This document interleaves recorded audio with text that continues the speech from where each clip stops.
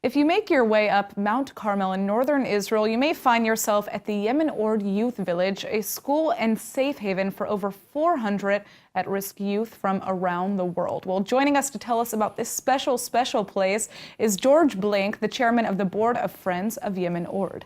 Thank you so much for joining us. Great to be here. So tell us a little bit about how this youth village was founded. Right. Well, it was founded actually in 1952 to help immigrant children adjust to Israeli society. And it has really dealt with generations of at-risk children. Children who have been abandoned, abused, raped, left behind.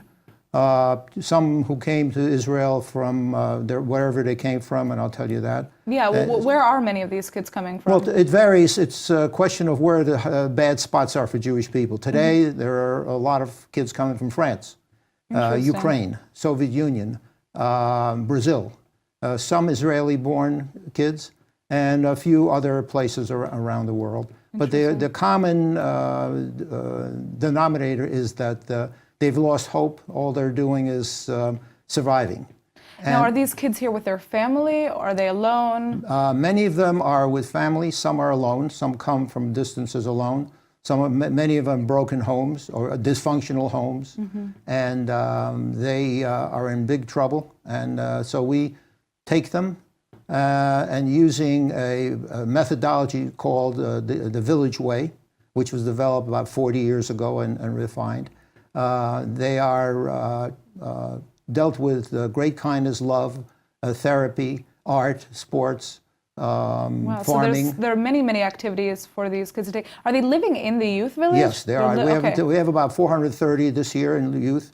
There are 46 staff members living in youth so that the kids can get almost 24/7 intervention. This is beautiful. And I understand, and I'm sorry to cut you off, but I do want to make sure we get to this. There's a new soccer field that is going to be inaugurated on the premise. Is that correct? Yes, actually we did it yesterday. Okay. And you have some scenes behind you showing that. Yes. And very nice. Kids, of course, love soccer. And I was born in Poland, and my father and my uncle, before World War II, were great soccer players in our town.